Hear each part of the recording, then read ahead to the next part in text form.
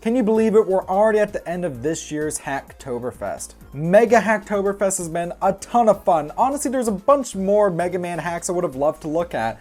Maybe I'll look at them at a later date, either in a Romhack compilation vid, or if people really want me and let me know in the comments below, maybe I'll start doing individual Romhack reviews outside of Hacktoberfest again. But regardless what you think, for now, let's take a look at... Hey James, there's a stain on my shirt. Hey James! Hey James! Hey James! What? Can I help you?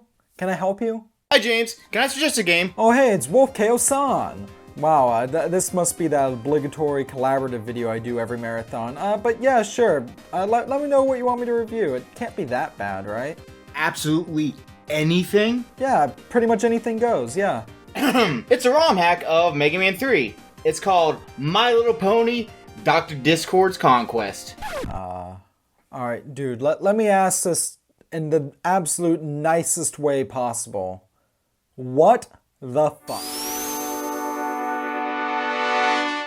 Welcome to Bearded Internet Men, that show where grown men talk about video games aimed towards children. And if that sounds cool to you, why not subscribe? Today we're taking a look at one of the oddest ROM hacks I've ever looked at. A My Little Pony Mega Man 3 ROM hack.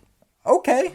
Now, I should mention I'm really not surprised that this exists. There have been Toho Mega Man fan games, Metroid Mega Man fan games, Rule 63 Mega Man fan games, Mega Man style games where he plays a mouse, and even a game officially sanctioned by Capcom themselves, which pits Mega Man against various Street Fighter characters. Full disclosure though, I know absolutely nothing about My Little Pony. If you're a fan of the series and I seem shocked by seemingly trivial shit here, legit it's because my only interactions with the series outside of this are hearing terrible fanfiction readings and also hearing my 5-year-old niece talk about it. So when it comes to this game, I actually saw someone do a stream. They were just doing a random one and someone gave him a ROM hack of Mega Man 3. So he was like, alright, he booted it up and he was met with this. I mainly suggested this game because it's weird and it fits like the weird retro vibe of this channel. So I was like, hey James, do this. And he was like, Sean, I hate you. So diving right into it, much like in Mega Man 3 proper, upon booting up the game, we're sent to the title screen without any story. So I guess we're going against a rebranded Dr. Wily, who's also a dragon goat thing because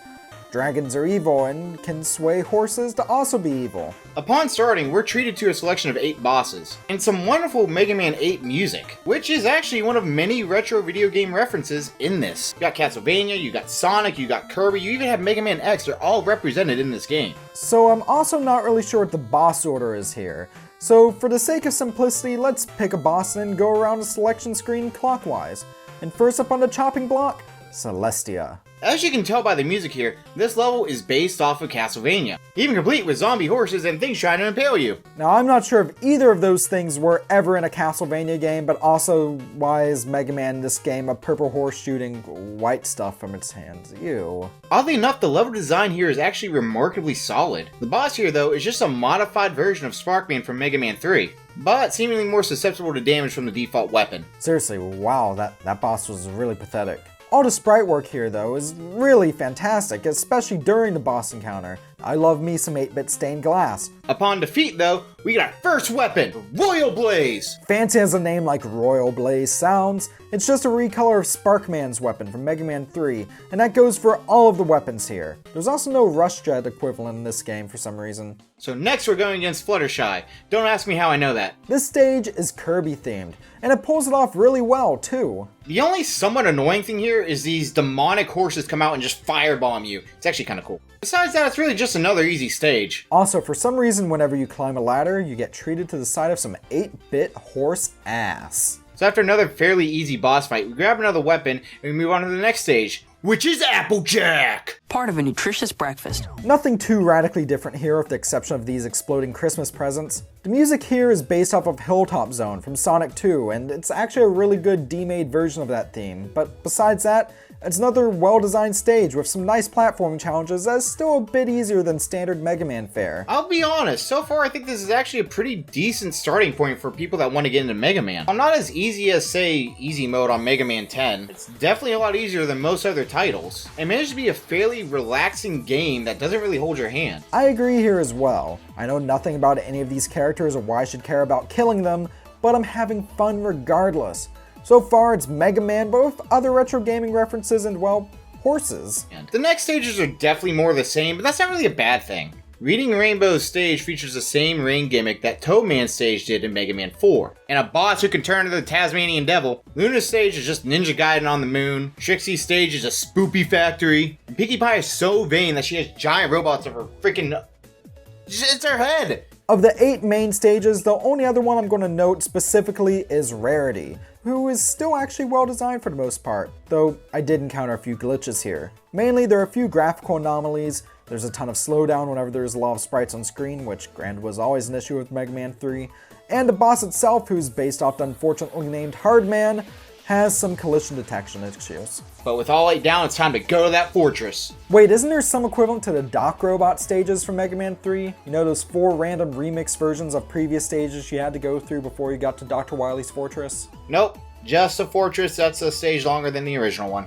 Oh, thank goodness. Those absolutely destroyed the pace in Mega Man 3 proper. So instead of raiding a castle at the end like most Mega Man games, here you're actually raiding the Mad Doctor's secret island, which is honestly really cool. And a really simple yet effective twist on the Mega Man tried and true formula. The first stage is you're actually put in the middle of a desert, and I mean you can tell by all the pyramids and like you're in Egypt, I assume. I don't really know geography. And features the first of several themed bosses, the Discord Shocking System. Well, this guy seems pretty electrifying. How clever. What's really cool about the fortress here is much like in Rockman 4 Minus Infinity, the fortress stages all have continuity with one another, meaning the endpoint of one stage is going to be the start of the next. These are definitely a bit more difficult than the earlier stages of the game. Thankfully, not too much. Wait, did I just get insta-killed by a freaking rock? I really like as well how Discord Stage 2 goes through quite a variety of biomes as you approach the fortress building itself, such as the swamp. At the end of it, we encounter the Discord Cowardice System, which engages in the cowardly action of shield.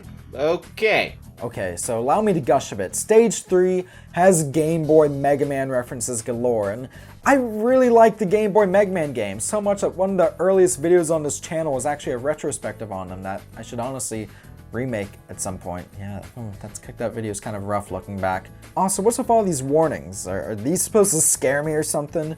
Do not enter, this stuff makes you sick. Well, you know what? Some of the stuff I get said about me in the comment sections make me sick as well, and you know what? You don't hear me complaining. Upon getting past the Discord drowning system at the end of the stage, we get to the obligatory boss rush. I mean, it's in every other Mega Man. It's gonna be in a freaking My Little Pony Mega Man. Instead of being followed just by the final boss though, the next stage is actually a completely fleshed out level where you fight a clone of yourself at the end. I know it's a cliche and has been done in a lot of Mega Man games before, but gosh, I always love these duels against yourself. It just always seems so cool to me, just the concept of, well, fighting a clone of you. Finally though, we're at the final stage against the final boss who is in a mech suit of his own head. So, I have a question. Is this guy a goat or a dragon? Maybe he's literally just Satan himself? As big and weird as he looks, you can literally just beat him by twirling into him. That's not a joke. You can. This is the game. And with that, the Mad Dr. Satan thing is dead, the castle crumbles, and we cut to the credits, which feature our hero writing a letter home. I think I was supposed to learn something today, as I guess this is a ROM hack based off a children's television show, and those are all based about morals and friendship and believing in the heart of the cards and whatnot. Apparently, also the horses that we sent to the big glue factory in the sky, which means the actual moral of the story isn't about friendship, but rather clones, or morality. How we can come to terms with who we are as a person, and we just grip that What are you doing? What are you doing? Get out of here. And that's pretty much it. I was not expecting this game to be good, and when Wolf suggested it to me, I thought it was going to be nothing but a bunch of memes or just overall terrible stuff in general, but no. My Little Pony, Dr. Discord's Revenge, and I say this as someone who knows nothing about a big chunk of the source material, is a fun time. Anyone can jump in and enjoy it, and as it's a bit easier than standard Mega Man fare, but not quite as piss easy as like easy mode in Mega Man 10, I'd say that this ROM hack would actually be a great place to start if you're new to the series. I kid you not, it's that good and that easy to jump into. Honestly, this isn't a bad ROM hack at all. I mean, sure, the beginning's super easy, but like the final stages, it adds that kind of like difficulty that you really look for in a Mega Man game. So yeah, I had fun with this, even though we probably pissed off PETA, but nothing new. So with that, thank you very much for coming along with me, dude. I really couldn't have done this without you. My name's Wolfkaousaun, I do comedic video game reviews, and I just try to make videos that make people laugh. So yeah, if you're into that, check me out, subscribe, all that fun stuff. And you James, you stay classy, my boy. You stay classy. And of course, thank you very much for watching. What ROM hacks do you wish I'd covered, and what Mega Man games in general should I cover in the future? Let me know down in the comment section below. And while you're at it, why don't you subscribe to Stuff We Play for more great content like this, or even back us on Patreon, because every dollar earned from Patreon does go back into the channel itself. So with that, thank you very much for watching. Stay classy, and I'll see you next time.